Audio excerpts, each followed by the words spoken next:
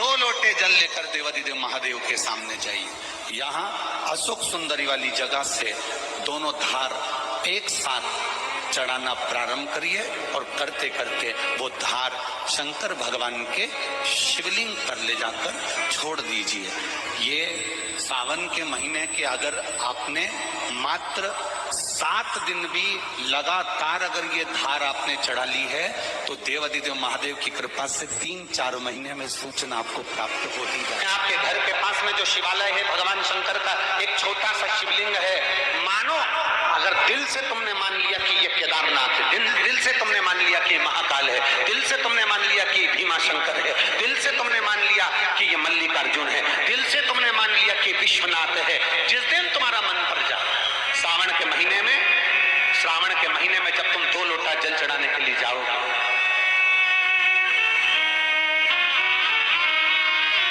श्रावण के महीने में जब तुम 2 लोटा जल चढ़ाने के लिए जाओगे और 2 लोटा जल तब तुम अपने हाथ में लेकर चढ़ाओगे, जिस दिन तुम्हारा चित्त में मन में आ जाए कि आज मैं विश्वनाथ नहीं गई हूँ, मैं सावन के महीने में मैंने विश्वनाथ का दर्शन नहीं करा है, सावन के महीने में मैं काशी नहीं गई, सावन के महीने में मैं गंगा के घाट पर नहीं गई, जिस दिन सावन के महीने में तुम्हारे मन में आ जाए 2 लोटा जल लिया, शंकर जी को चढ़ाते हुए अपने मन में विचार कर लिया कि मेरे विश्वनाथ, मैं तुम्हारे दरवाजे तो नहीं आ सकी, पर मेरे जल में अगर बल होगा तो इस जल को आप वहां से यहाँ आकर स्वीकार कर लोगे। वो विश्वनाथ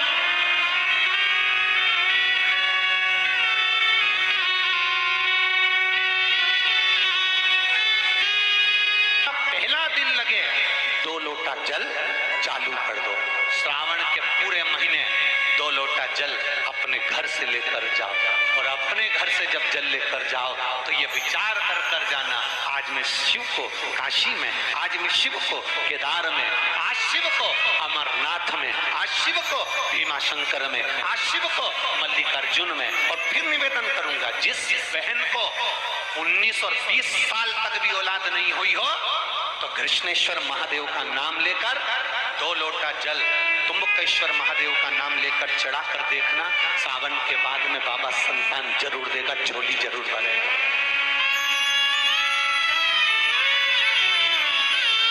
कहीं नहीं जाना, अपने नजदीक में, अपने घर के पास में, अपने मोहल्ले में, अपनी गली में, अपने चौराहे पर, अपने घर के पास में जो शिवालय हो, जो शंकर का मंदिर हो, वहां जाओ, 2 लोटा जल समर्पित करो और फिर निवेदन करूंगा, जल से ज्यादा जरूरी है मेरे भोलेनाथ जी के मंदिर की सफाई करना। अब कीचड़ चालू हो जाएगा, पानी चालू हो जाएगा, सावन का महीना चालू हो जाएगा, अपने साथ एक कपड़ा लेकर जाओ, बाबा के मंदिर को पूरा साफ कर कर, बाबा के शिवलिंग का स्नान कर कर, बेलपत्र निर्माल्य जितना पड़ा है उसको उठाकर कहीं विसर्जन के लिए, किसी नदी तालाब बावड़ी में नहीं, किसी कुएं में नहीं, निर्माल्य तालाब में, नदियों में, बावड़ी में डालने के बाद वो निर्माल्य सड़ता रहता है, नदी नाले का पानी सूखता रहता है, उसमें कीचड़ इकट्ठा हो जाता है, उस निर्माल्य को इकट्ठा करो, गाड़ी में भरो, किसी एक खड्डा खोदकर वहां दबाकर उसकी खाद तैयार करो और बाद में बेलपत्री के वृक्ष के नीचे उसको डालते रहो। और ध्यान रखना कि निर्माल्य हमें नदी तालाब बावड़ी कुएं में नहीं डालना, महादेव से कहना नहीं आता। तब हम क्या करें? तो शिव महापुराण की कथा बड़ा सुंदर बात कहती है कि जीवन में कितनी भी तकलीफ हो, कितना भी कष्ट हो, कितना भी दुख हो, जब हम एक बेलपत्र लेकर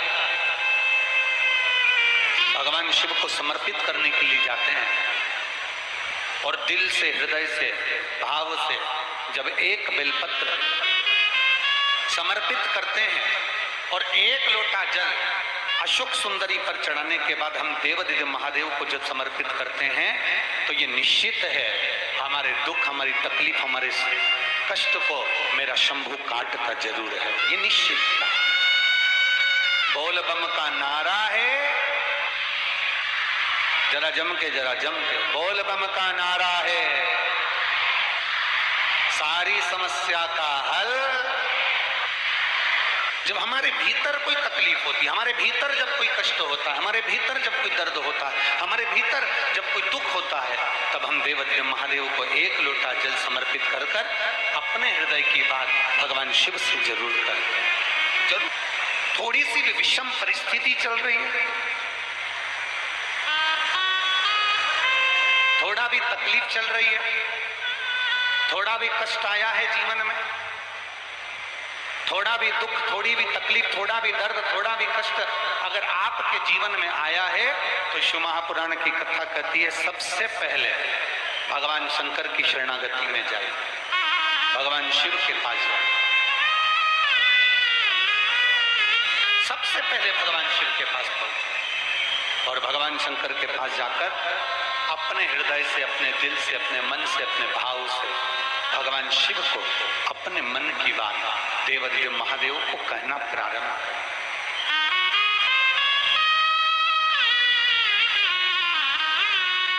अपने भीतर जो संशय है, अपने भीतर जो संशय उत्पन्न हुआ है, अपने भीतर जो हम संशय में आए हैं, उस संशय को मिटाने के लिए, अपने भीतर के दुख को, अपने भीतर की तकलीफ को, अपने भीतर के कष्ट को मिटाने के लिए कहीं दूसरी जगह नहीं जाए। शिव महापुराण की कथा कहती है अगर जीवन में दुख भी आया है, तकलीफ भी आई है, कष्ट भी आया है, पड़ोसी के यहाँ, रिश्तेदारों को, नातेदारों को, कुटुंब को, कबीले को जाकर कहोगे, वो दुख मिटने वाला नहीं, वो संशय समाप्त होने वाला नहीं, वो तकलीफ समाप्त होने वाली नहीं, वो दुख समाप्त होने वाला नहीं। अगर जीवन में संशय आया है, जीवन में अगर तकलीफ आई है, जीवन में अगर कष्ट आया है, तो हमें शिव की शरणागति ग्रहण कर लेना चाहिए। एक लोटा जल हाथ में लेकर भगवान शिव से अपने दिल की बात, अपने मन की बात भगवान शंकर को जरूर जाकर कहना चाहिए। कर रहे हो ये आपके ऊपर निर्भर करता है। मां, महात्मा और परमात्मा,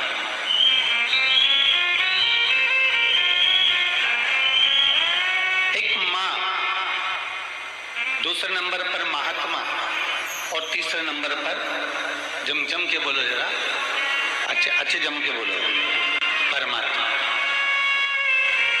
ये तीन आपको देखते तक नहीं, फिर भी अपना पूरा प्रेम, अपनी पूरी वात्सल्यता, अपनी पूरी करुणा, अपनी पूरी उदारता ये आपके ऊपर उंडेल देते हैं। कौन कौन? जम के बोलो जरा। पहले नंबर पर आवाज नहीं आई, जम के जरा। माँ, दूसरे नंबर पर महात्मा और तीसरे नंबर पर परमात्मा। जब बच्चा गर्भ में आता है, माँ उसको देखती नहीं, माँ ने उसको देखा नहीं। जब बच्चा गर्भ में आया, जब बच्चा गर्भ में पहुंचा तो माँ ने उसको देखा नहीं, माँ उसको देखी नहीं। बच्चा जब गर्भ में आता है तो माँ ने उसको देखा नहीं होता है। बच्चा जब गर्भ में आता है तो माँ उसको निहारी नहीं होती है, पर माँ अपनी पूरी करुणा, अपनी पूरी उदारता, अपनी पूरी वात्सल्यता, अपना पूरा प्रेम माँ उस बच्चे को दे देती है। पूरी करुणा देती माँ ने, पूरी बात। ये हैं शंकर के भक्त, ओघड़दानी के भक्त, शंभू के भक्त, त्रिकालदर्शी कैलाशी के भक्त।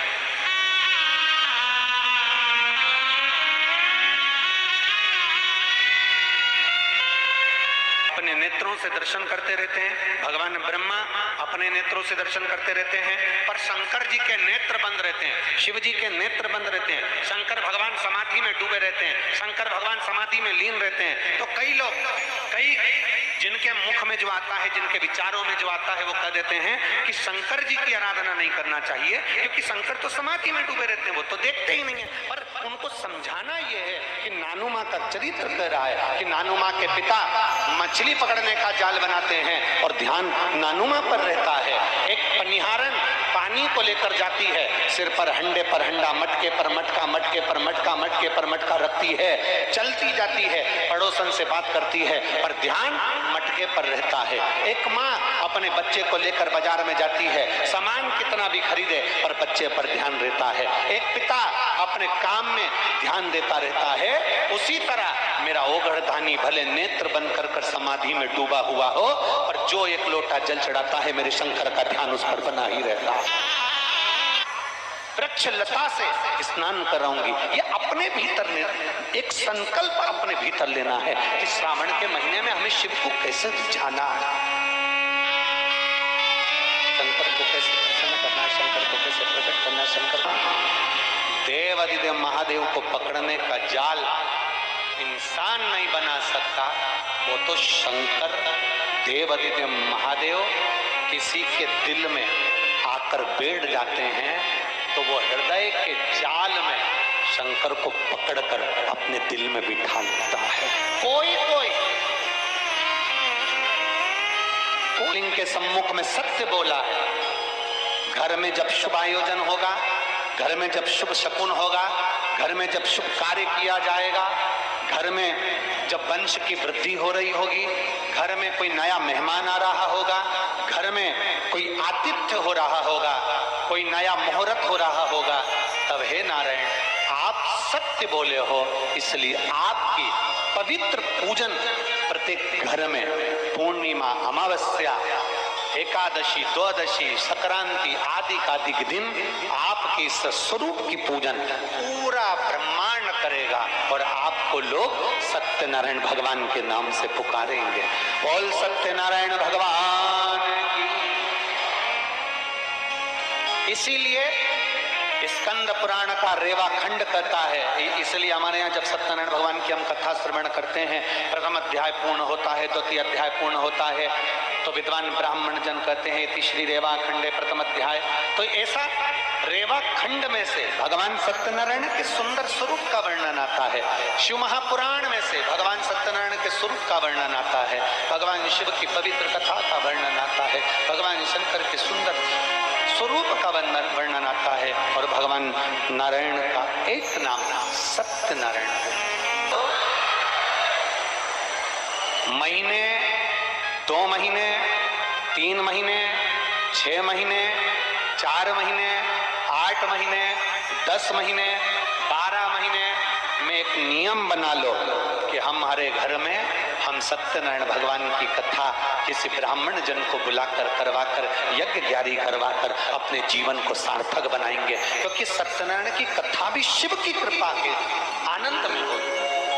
कहते हैं जहां सत्यनारायण की कथा होती है वहां शंकर की भी कृपा नित्य बनी रहती है, क्योंकि शिव ने ही तो उपदेश दिया है।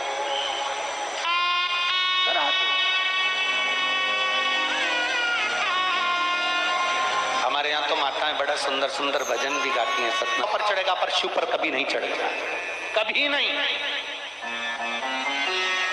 गौ माता तो झूठ बोलिए मेरे सामने, तेरा पूरा शरीर पुजाएगा, कन्यादान, वस्त्रदान, मुद्रादान, स्वर्णदान, अन्नदान, सारे दान आगे से होंगे, पर गौदान पीछे से होगा, गाय की पूंछ पकड़कर किया जाएगा, क्योंकि तू झूठ बोल गई मेरे सामने।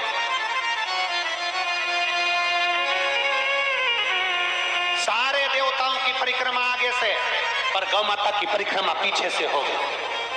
गाय की परिक्रमा आगे से नहीं होती, पीछे से चालू होकर पीछे विराम हो। तू झूठ बोल गई मेरे सामने। गौ माता तू जगत की मां कहलाती है, गाय माता भी कहती है मुझे क्षमा कर, मेरे मुख से झूठ निकल गया। केतकी का फूल कहता है क्षमा करिए, मेरे मुख से झूठ निकल गया। ब्रह्मा जी क्षमा नहीं मांगे, क्षमा नहीं।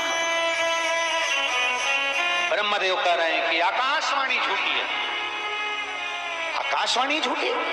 भगवान शंकर ने अपने तुरंत पैर का नख तोड़कर फेंका, काल भैरव प्रकट कर लिया। काल भैरव को आज्ञा करी ब्रह्मा का सिर काट दो। जिस मुख से वो झूठ बोल रहा, जिस मुख से वो झूठ बोल रहा,